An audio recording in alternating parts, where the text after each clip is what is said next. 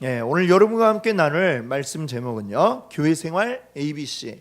네 번째, 오늘 남과 여에 대해서 말씀을 나누고자 합니다.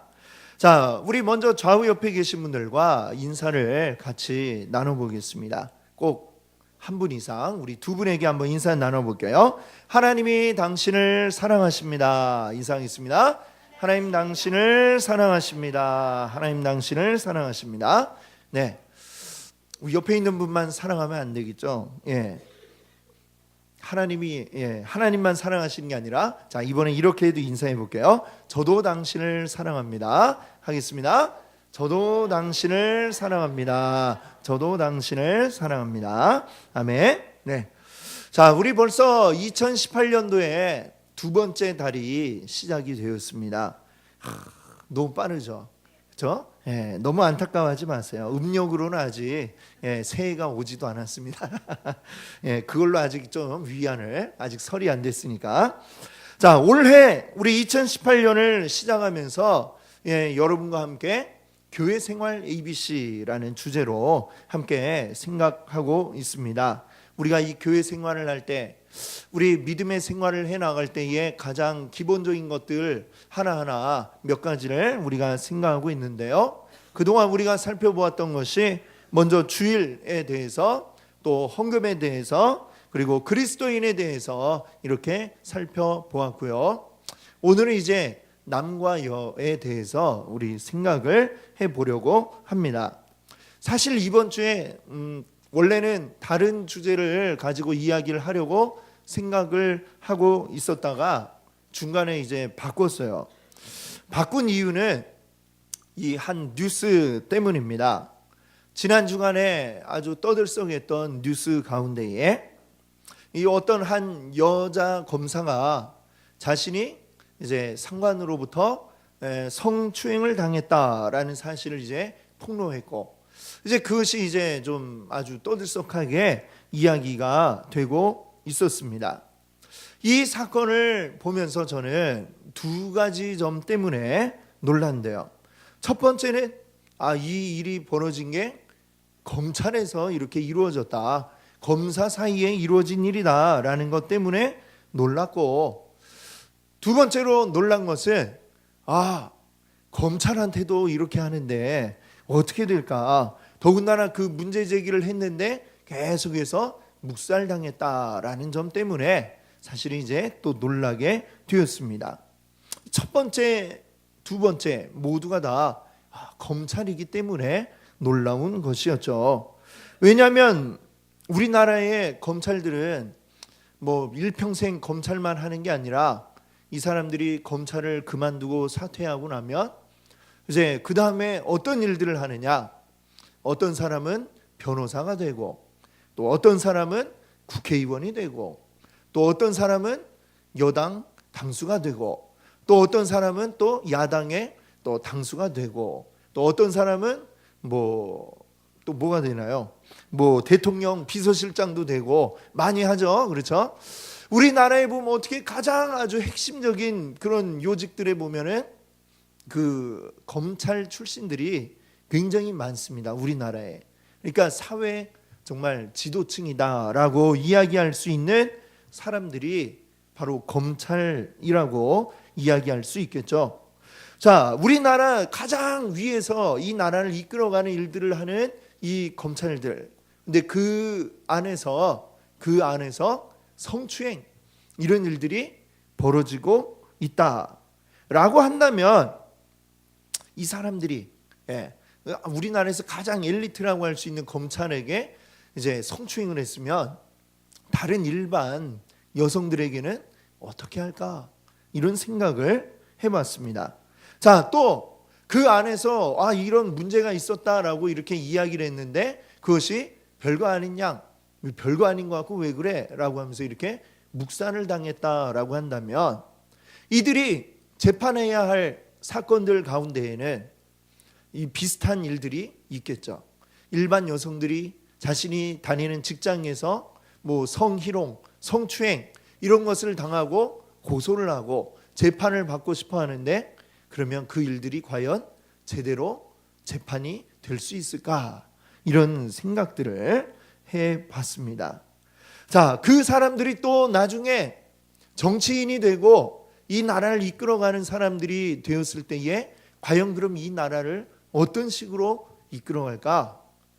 그 남성이라면 그 남성은 여성들을 어떤 눈으로 바라보고 과연 이 나라를 이끌어가는 정책을 만들어낼까?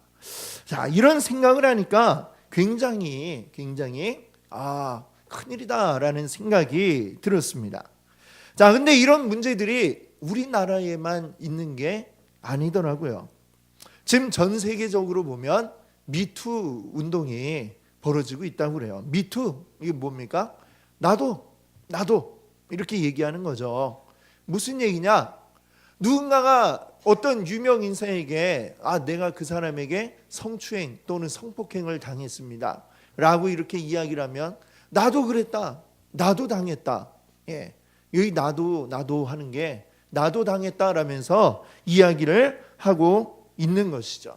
지금 이 일들이 전 세계적으로 퍼져나가면서 미국에선 유명한 영화 제작자가 완전 쓰레기였던 것이 밝혀지게 되고, 또 유명한 또 배우도 그의 어두운 과거가 밝혀지고, 또 영국에서는 아주 잘 나가는 정치인들이 이런 전력들이 밝혀지게 되는 이런 일들이 지금 벌어지고 있습니다. 자, 역사적으로 이제 우리가 쭉 보면 사실 오랜 기간 동안 남성들이 권력을 쥐고 있었고 여성들은 상대적인 약자로 이제 위치하고 있었던 것이 사실이죠. 그러다가 시대가 바뀌고 현대가 되면서 단순히 어떤 힘, 육체적인 힘에 의해서만 이제 사회적인 역할을 하는 게 아니라 다른 방법으로도 어떤 지위를 획득할 수 있는 시대가 오면서 조금씩 어떻게 될까요? 이 많이 균형이 이제 남성에게 기울었던 것이 여성들에게도 힘이 넘어가고 있는 상황이다. 이렇게 우리가 오늘날을 생각할 수 있을 것 같습니다. 자, 그런데 사실 그렇다 하더라도 여전히 남성들에게 많이 기울어져 있는 것이 현실이고 그게 조금 이제 회복이 된 정도다라고 할 수 있을 텐데, 이 남성들의 입장에서 보면은 어떤 생각이 들까요? 오랫동안 내가 가지고 있던 것을 여성들에게 빼앗기고 있다라는 이런 느낌이 들고 있는 것 같습니다. 또 여성들의 입장에서 어떨까요? 많이 여성들에게로 어떤 권력을 찾아왔다 할지라도 여전히 부족하다라는 이런 생각을 가지고 있는 것이죠. 그러다 보니까 어떻게 되느냐? 남성과 여성이 충돌하고 있는 이런 모습들을 우리가 종종 보게 됩니다.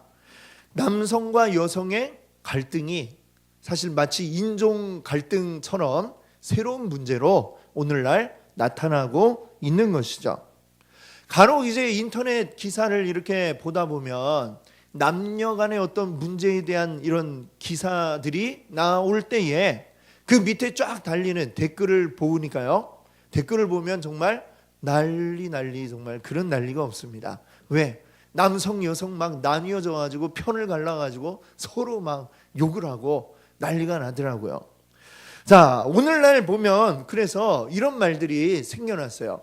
여혐, 남혐 이런 말들 들어보셨나요? 여성을 혐오하는, 이걸 여혐이라고 그러고, 또 남성을 혐오하는 이런 것들을 또 남혐이라고 이야기를 하죠. 이런 분위기들이 굉장히 많은 사람들에게서 나타나고 있다라고 하는 것이죠. 사실 전 세계 인구의 절반은 남자고 절반은 여자인데 이 둘이 싸우면 어떻게 될까요? 누가 이기냐가 중요한 게 아니라 둘이 싸우면 하여튼 둘 다 굉장한 피해를 입을 수밖에 없을 것입니다. 자, 이 시점에서 그래서 우리는 한번 생각을 해봤으면 하는 것이죠.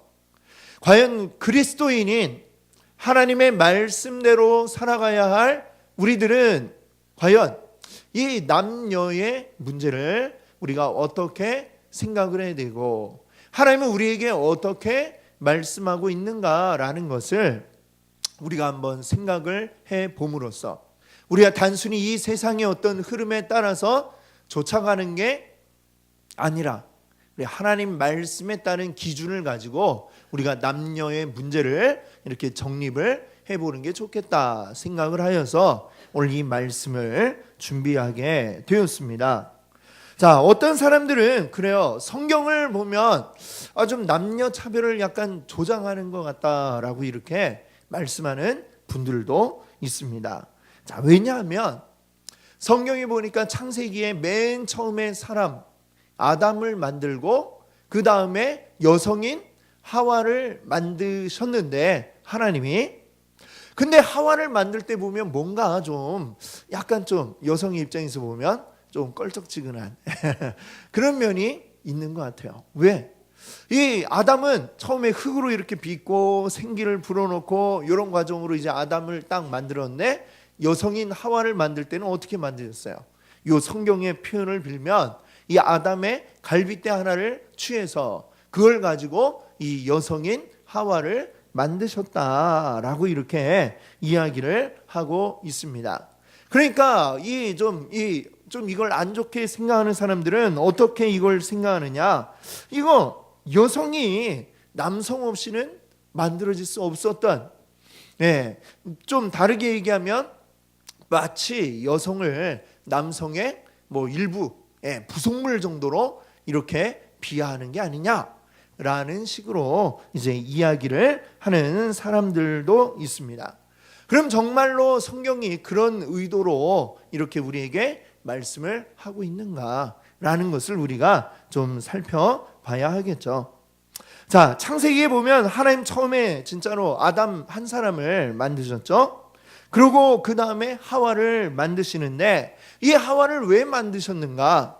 그 이유에 대해서 하나님이 밝히신 부분이 있어요. 바로 오늘 우리가 읽었던 창세기 2장 18절이죠. 자, 여기 보니까 뭐라고 말씀하고 있어요? 하나님이 이르시되 사람이 혼자 사는 것이 좋지 아니하니 내가 그를 위하여 무엇을 지으리라? 돕는 배필을 지으리라. 이렇게 말씀하고 있습니다. 하나님이 아담 혼자 지내는 걸 보니까 혼자 사는 것이 좋지 아니하니라고 이렇게 말씀을 하셨습니다.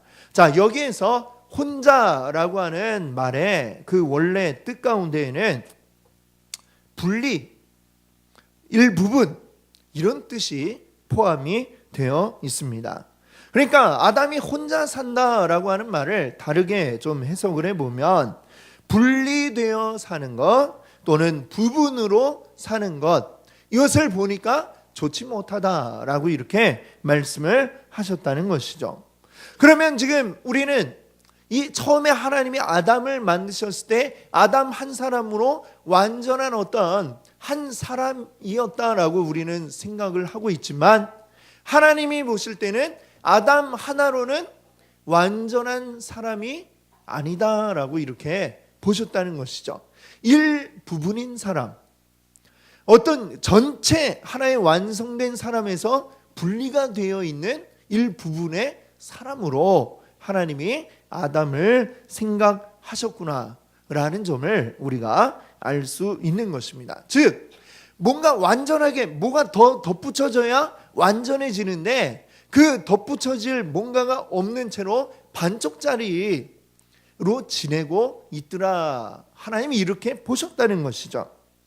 하나님 모든 것이 다 완전하기를 원하시는데 이 아담이 온전하지 못하니까 그 다음에 그래서 뭐라고 말씀하신 거예요? 내가 그를 위하여 돕는 배필을 지으리라. 돕는 배필이라고 이렇게 이야기하죠. 자, 돕는 배필로 지어진 존재가 바로 무엇입니까? 바로 하와, 즉 여성이 여기에 이제 만들어지게 되는 것이죠.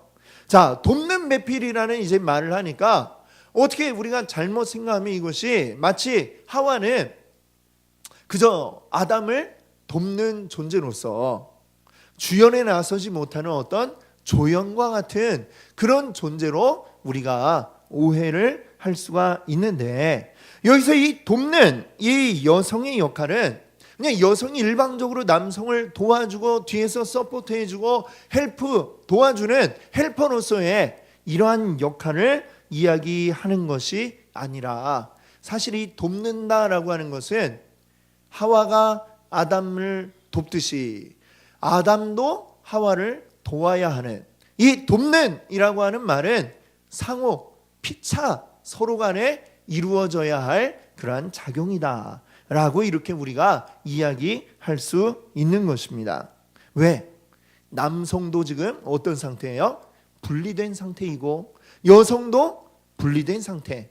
그렇다면 이것이 하나로 만나서 딱 우리 흔히 하는 말로 이제 왁구가 맞아야 된다 이렇게 얘기를 하죠. 아구가 딱 맞아갖고 물려 하나가 되어야, 그래야 온전한 사람이 된다. 온전한 사람의 역할을 할 수 있다라고 하나님이 말씀을 하신 것입니다.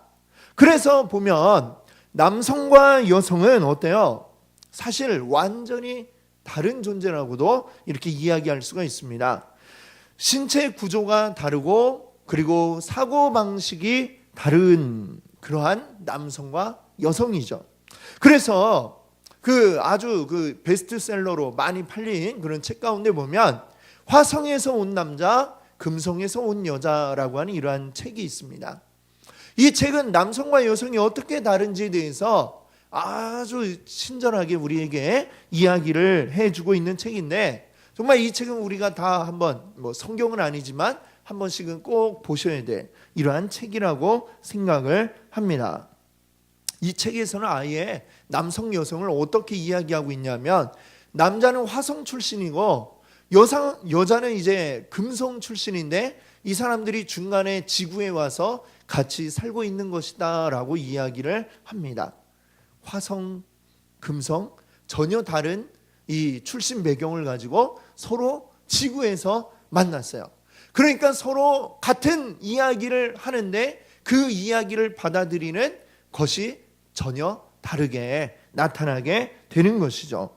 그 정도로 이 책이 표현을 할 정도로 남성과 여성은 다르다라고 이렇게 일반 학문에서도 이야기를 하고 있습니다. 그러면 왜 이렇게 남성과 여성은 같은 사람에 속해 있는데 왜 다를까요? 왜 다를까요? 달라야 서로의 부족한 점을 보완할 수 있기 때문입니다. 똑같으면 어때요? 똑같이 부족한 부분은 똑같이 부족하고 똑같이 나은 부분은 낮고 이러면 서로 보완이 되지를 않겠죠. 내가 좀 나은 것은 또 여성이 좀 부족하고, 여성이 나은 부분은 내가 부족하고, 이래야 둘이 만났을 때에 이 부족한 점이 서로 보완이 되면서 메꿔지게 되는 그런 일들이 나올 수 있는 것이죠. 그렇기 때문에 필연적으로 하나님은 남성과 여성을 만드실 때에 서로 다르게 만드시고, 그리고 그 둘이 함께 하나가 될 때에 온전한 사람이 되도록 이렇게 만드셨다라는 하나님의 그 의도를 우리가 알 수가 있는 것입니다. 그래서 창세기 2장 24절, 우리 오늘 읽은 말씀 조금 밑에 보면 나오죠. 24절에 뭐라고 이야기하느냐? 이러므로 남자가 부모를 떠나 그의 아내와 합하여 둘이 한 몸을 이룰지로다, 이 말씀을 하고 있습니다.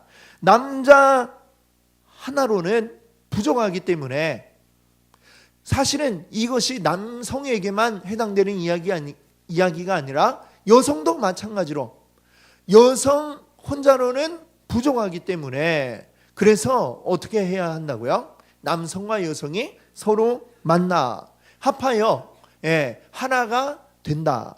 그래야 서로의 부족한 점을 보완해 온전한 사람이 된다라고 이렇게 말씀하고 있는 것입니다.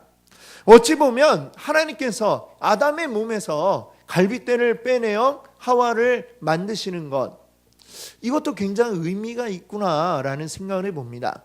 따로 다른 어떤 진흙을 이렇게 가지고 모양을 만들고 아담을 만들듯이 그렇게 하신 게 아니라 아담의 몸에서 일부를 빼내어서 그것으로 하와를 만드신 것, 이것도 아마 그런 의미가 아닐까요? 하나님이 이 하와가 없으면, 이 아담에게 하와가 없으면 어때요? 이 몸에서 빠져나간 그 부분이 계속해서 없는 상태죠. 계속해서 부족한 상태, 완전하지 못한 상태입니다.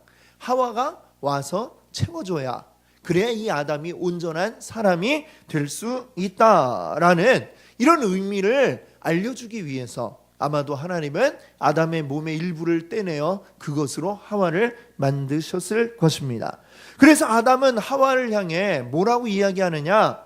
내 뼈 중에 뼈요 살 중에 살이다 라고 얘기했고, 그리고 또 좀 전에 우리가 2장 24절에서 본 것처럼 이 둘이 한 몸을 이루었다. 비로소 온전한 사람이 되었다.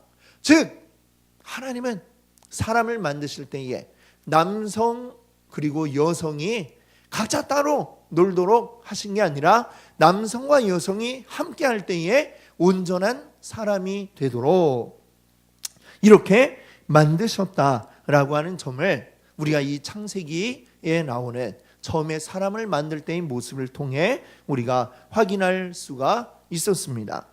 자, 구약에서 이렇게 남과 여를 창조하셨는데, 그러면 그것이 신약에 와서는 과연 어떻게 되었습니까? 라는 이런 질문을 또 할 수 있을 것 같아요. 신약 성경에 바울이 쓴 여러 서신서들을 가운데 보면 좀 이거 약간 여성을 차별하는 게 아닌가라는 생각이 드는 뭐 이런 구절들도 또 있거든요. 자, 예를 들면 고린도전서 14장 34절에 뭐라고 했냐면, 여자는 교회에서 잠잠하라. 그들에게 말하는 것이 허락됨이 없나니 율법에 이른 것 같이 오직 복종할 것이요. 이런 얘기를 했어요. 아, 여자는 교회에서 잠잠하라 이랬어요. 그러니까 여자분들 어때요? 굉장히 기분이 나쁠 수도 있는 그런 구절이죠. 자, 이 구절만 딱 놓고 보면 이게 뭐야? 여자는 교회에서 입도 뻥끗하지 말고 그냥 있으란 얘기인가? 바울 굉장히 남성 우월주의자, 여성 차별주의자 이런 사람이구나, 이렇게 생각할지도 모르겠습니다. 근데 바울이 쓴 글들을 우리가 잘 보게 되면 다른 부분에 나오는 글들을 보면 전혀 그렇지가 않거든요. 자, 당장 이 같은 고린도전서 안에서도 11장 5절을 보면 뭐라고 얘기를 했냐면, 무릇 여자로서 머리에 쓴 것을 먹고 기도나 예언을 하는 자는 머리를 욕되게 하는 것이니 이는 머리를 민 것과 다름이 없습니다. 즉 이 얘기는 무슨 얘기냐면, 기도나 예언을 여성들이 교회에서 할 때에는 머리에 뭔가를 쓰고 해라 라고 이렇게 얘기를 하고 있는 것이죠. 그리고 기도나 예언, 이게 뭐냐면 오늘날 우리 교회에서 하는 것에 이제 따져보면 뭐 예언이라고 해갖고 뭐 미래에 대한 뭐 이런 그런 것을 얘기하는 게 아니라, 이 시대의 예언이라고 하는 것은 일종의 설교하는 것과 마찬가지인 것입니다. 이렇게 지금 예배 가운데 앞에 나와서 하나님의 말씀을 가지고 이야기를 하는 것이에요. 자, 그런데 그런 것들을 보니까 할 때에는 어떻게 하라고, 머리에 뭘 쓰고 얘기하라 얘기를 하니까 그를 허용을 하고 있는 거잖아요. 그렇죠? 뒤에 가서는 잠잠하라, 말도 하지 마라, 입도 뻥끗하지 마라 그러더니 앞에서는 나와서 설교도 하시고 할 때에 다만 머리에 쓰고 하세요 이렇게 얘기를 하니까 이게 어떻습니까? 이게 도대체 왜 앞뒤가 안 맞지? 같은 고린도전서 안에서도 말이죠. 자, 근데 또 그래요. 다른 성경 바울이 썼던 글들을 보면 로마서 16장 같은 데 보면, 이 로마에 보낸 편지가 로마서인데 맨 마지막인 16장에 보면 이제 안부를 묻는 이야기가 쫙 나오고 있어요. 그래서 누구에게 문안하라, 누구에게 문안하라 하면서 여러 교회 지도자들의 그 이름들을 쭉 거론을 하고 있는데, 거기에 나오는 이름들을 쫙 보면은요, 남자는 얼마 안 되고 전부 다 여자 이름들이에요. 여자 이름. 거의 대부분이 여성. 이 문안하라 하면서 이야기하는 이 사람들 대부분 이 교회의 지도자들이 누구였느냐? 대부분이 여성이었다라고 이렇게 이야기를 하고 있습니다. 또 그 가운데 나오고 있는 브리스길라와 아굴라, 이 아주 바울에겐 정말로 가까운, 또 바울에게 큰 힘이 되어준 동역자라고 이야기하는 사람들이 바로 브리스길라와 아굴라 부부인데, 자, 브리스길라와 아굴라 둘 가운데 누가 남편이고 누가 부인이었을까요? 누군지 아시는 분? 네, 손을 들어서 대답해 주세요. 자, 앞에 나오는 브리스길라가 남편의 이름 같다. 네, 아니면 아굴라가 남편의 이름 같다. 네, 1번, 2번 뭘까요? 2번 아굴라. 역시 수준이 높으신 우리 연수초대교회 성도님들이시네요. 맞아요. 남편의 이름이 아굴라 뒤에 나오고 있고 부인의 이름이 앞에 브리스길라라고 이렇게 나오고 있습니다. 보통 어때요? 더군다나 이 2000년 전에는 아주 지독히도 남성 중심적인 사회를 살아가는데 부부의 이름을 쓰면 당연히 누구 이름 먼저 쓰겠어요? 남편 이름 쓰고 그 다음에 부인의 이름을 쓰는 게 그 시대의 일반적인 사고 방식이었을 것입니다. 그런데 바울은 놀랍게도 여기에 브리스길라와 아굴라라고 하면서 부인의 이름을 먼저 앞에 썼다는 것이죠. 그러면 분명 바울이 이 두 사람 모두를 너무나 사랑하고 자신과 너무나 가까운 사이고 한데 근데 그 중에서도 더 누가 더 열심히 바울을 돕고 함께 일을 했다는 거예요? 브리스길라 부인이었던 브리스길라가 더 중심이 되었겠구나라는 것을 우리가 짐작해 볼 수 있는 것이죠. 이 바울의 글들을 쭉 읽어보면 이 여성 사역자들의 이야기가 굉장히 많이 나오고 여성들이 초대교회에서 얼마나 많은 일들을 했는가라는 것들을 또한 알 수가 있습니다. 그리고 또 그들에게 문안을 하며 이렇게 인사하는 것을 전혀 주저하지 않고 바울이 하고 있고요. 그러니까 바울이 이 교회 안에서 여성의 역할이 작다라고 결코 이야기할 수 없는 것입니다. 그런데 바울은 왜 여기서 잠잠하라 라는 이야기를 했을까? 그렇죠? 그 이유를 알아야 되겠죠. 자, 성경에 이렇게 나오는 사실 여러 가지 명령들, 구약에는 율법일 것이고 또 신약에 와서 여러 가지 어떤 그 규정에 대한 이야기들이 있는데, 자, 잘 보면 우리가 이 성경에 나오는 모든 명령들을 우리가 100% 오늘날 다 지키고 있는 게 아니죠.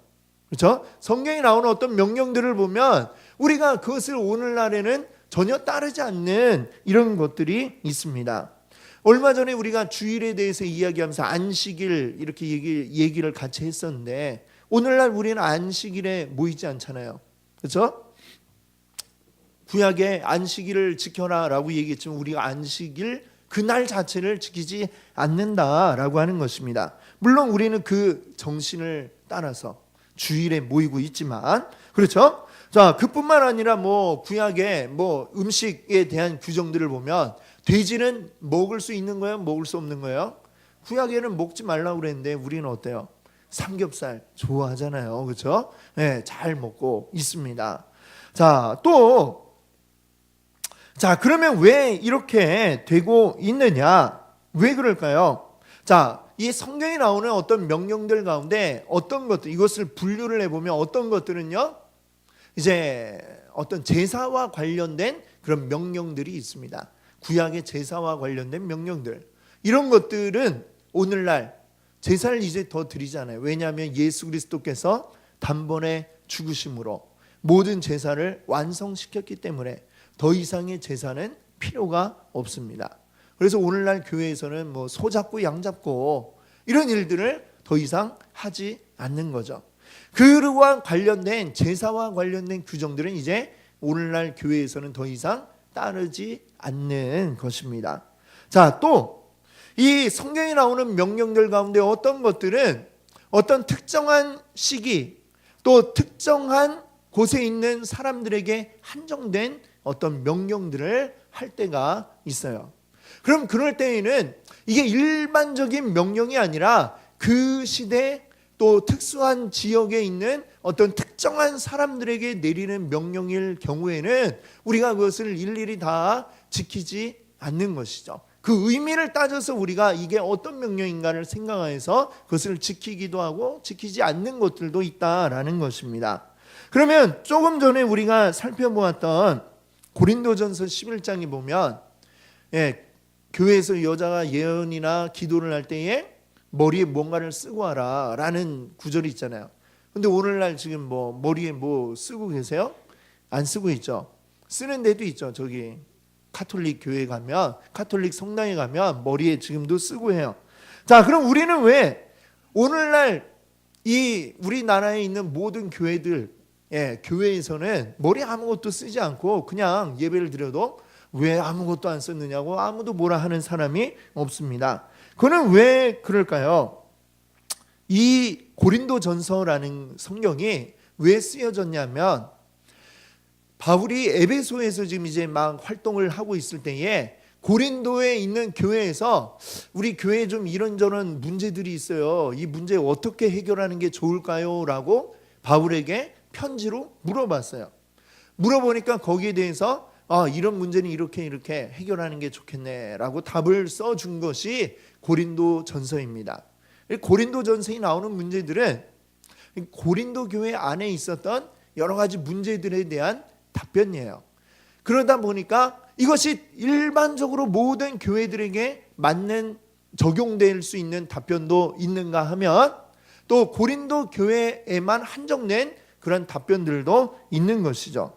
자, 이 머리에 무언가를 쓰는 문제도 이제 그러한 것 가운데 하나죠. 이 고린도 교회에 이제 여러 문제들이 있는데, 어떤 문제가 여기 나오지 않지만 우리가 추측건데, 과거에는 이 여성들의 머리를 아름답게 장식을 해서 그것을 꾸미고 보여주는 것, 이런 것들이 일종의 신분이나 그의 부를 나타내는 그런 표시이기도 했습니다. 우리나라 조선시대에도 보면 궁중의 이 왕비나 이런 여인들이 머리를 보면 어때요? 머리가 이만하죠. 그렇죠? 사극에 그런 거 보셨잖아요. 그거 뭐라고 그래요? 가채라고 그러죠. 이 가채가 아주 신분이 높을수록, 왕족이나 왕비나 이럴수록 더 크고 화려해서 굉장히 이제 무거웠다고 하더라고요. 그래서 들은 바로는 조선시대에 이 가채가 너무 무거워서 목이 부러져 죽은 분도 있다는 그런 이야기를 들었습니다. 믿거나 말거나지만 그런 이야기가 있을 정도로 굉장히 이게 무거웠다. 이 머리 장식을 가지고 신분을 드러내는 거죠. 자, 근데 고린도 교회도 마찬가지로 부자도 있고 가난한 사람도 있고 할 텐데, 이 어떤 굉장히 머리 아주 치렁치렁 장식을 하고 이런 것을 한 채로 앞에 나와서 이제 가령 말씀을 전한다라고 생각을 해보세요. 그러면 그것들이 사람의 눈이 일단 분산이 되고, 그렇죠? 말씀에 집중하는 게 아니라 굉장히 잘 사는구나, 부자구나, 뭐 이런 것들이 막 이제 그 사람의 머리를 통해 나오니까 이것이 교회의 덕이 되지 않는, 아마도 이런 상황이 이제 있었을 것입니다. 그러다 보니까 이제 바울은 그런 교회 문제 앞에서 어떻게 하느냐, 그렇게 그냥 다 드러낸 채로 나오지 말고 차라리 뭘 뒤집어 쓰고 가린 채 나와서 앞에서 기도도 하고 말씀을 전하고 이런 일들을 하여라라고 얘기를 한 거죠. 그럼 오늘날 우리들은 머리를 뭐 이렇게 막 둥그렇게 크게 그렇게 나오지 않으니까 굳이 그렇게까지 우리가 머리에 뭔가를 쓰고 예배를 드릴 필요는 없다라고 이렇게 볼 수 있는 것이죠. 자, 마찬가지로 14장에 나오는 교회에서 여성들은 잠잠하라라고 하는 이 표현도 모든 교회에 적용이 되는 일반적인 그러한 이야기를 하는 것이 아니라 이 고린도 교회 안에 드러났던 특정한 어떤 문제에 대한 바울의 해결 방법으로 제시를 한 것이다 라고 이렇게 우리는 보는 것이죠. 자, 그게 뭐 어떤 문제였을까 우리가 정확히 여기에는 적혀 있지 않으니까 알 수는 없지만 우리가 추측을 해볼 수 있겠죠. 추측건데 이 고린도전서 14장에 보면 앞에는 어떤 이야기들이 있냐면 은사에 대한 이야기를 하고 있습니다. 성령의 은사를 받았는데 이 은사를 활용하여서 이제 나타내는, 은사를 사용하는 이 문제에 대해서 이야기를 하고 있다가, 그러면서 뒤에 가면 34절에서 이제 여자는 교회에서 잠잠하라 라고 이렇게 얘기를 하죠. 또 35절에 가니까 만일 무엇을 배우려거든 집에 가서 자기 남편에게 물을지니, 뭐 이런 이야기를 이제 하고 있단 말이에요. 그러면 우리가 이 대략 내용의 흐름을 볼 때에 어떤 은사와 관련된 문제, 또는 뭐 은사를 어떤 받기 위한 어떤 것들을 이제 일부의 여성들이 굉장히 이거를 아주 좀 도에 지나칠 정도로 굉장히 열정적으로 뭔가를 배우기 위한 일들을 하지 않았을까라고 이렇게 우리가 짐작을 해보는 거죠. 그 열정이 너무 과하다 보니까 교회 질서를 깨트리고 뭐 문제를 만들어내는 상황이 있었을 것으로 우리가 추측을 해볼 수 있는 거죠. 그러니까 그런 사람들에게 그러면 너무 그렇게 지나친 열정으로 문제를 일으키지 말고 잠잠하라 라고 이렇게 바울이 이야기를 한 것으로 우리가 이해할 수 있는 것이죠. 이 신약 성경 전체를 봐도 이 성경의 저자들이 또 하나님께서 우리에게 남성 여성을 갈라서 편가르고 막 일방적으로 뭐 여성은 남성보다 못한다거나 이런 이야기를 하고 있지 않다라는 점을 우리가 알 수가 있습니다.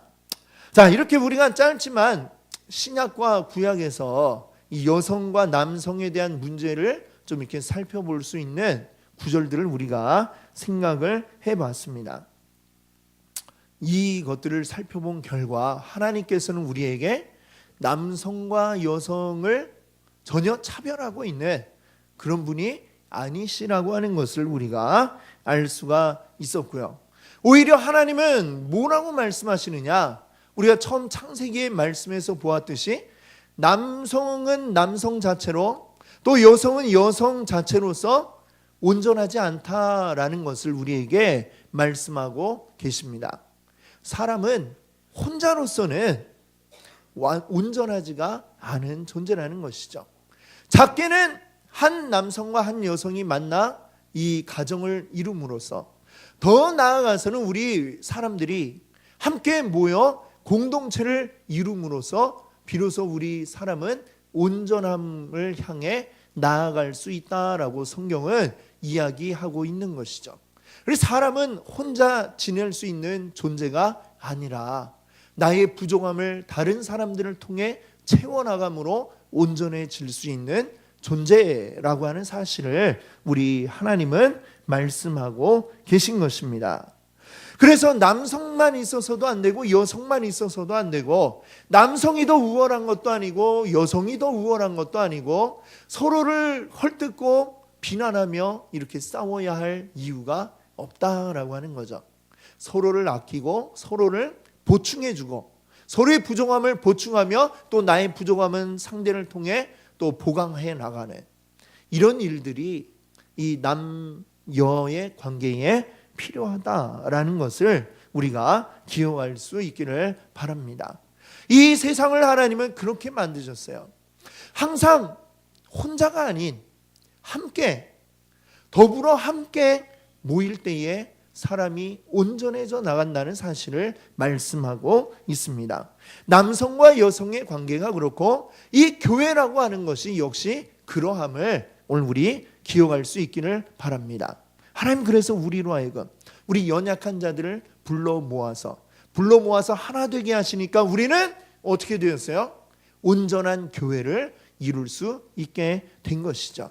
바로 이것이 하나님의 모든 이 세상에 사람을 만드신 그 원리임을 오늘 우리가 기억할 수 있기를 바랍니다. 오늘 우리 남과 여로 갈라져서 서로의 막 좀 아쉬웠던 점들 때문에 불평하고 싸우고 할 것이 아니라 우리가 온전히 우리에게 이 남성과 여성이라는 풍성한 다름을 주셔서 그걸 통해 서로를 채워나갈 수 있게 하신 하나님께 감사할 수 있기를 바라고요. 그리고 또한 이 공동체 하나로 모일 수 있게 하신 하나님의 은혜를 또 우리가 기억하고 감사할 수 있기를 바랍니다. 나의 부족함을 늘 기억하고 다른 이들을 통해 나의 부족함을 채울 수 있음에 감사하며 함께 하나 되기 위한 노력을 하시는 우리 모든 성도님들 되시기 바랍니다. 우리 이 시간에는 우리 또 여러분 잠시 묵상하시며 여러분 앞에 있는 마음으로 드리는 예배에 오늘 이 말씀을 통해 여러분들 깨달으신 것, 또 이 말씀을 통해 내가 달라져야 할 부분들 여러분들 한번 묵상하며 기도하시며 적어보시기 바랍니다.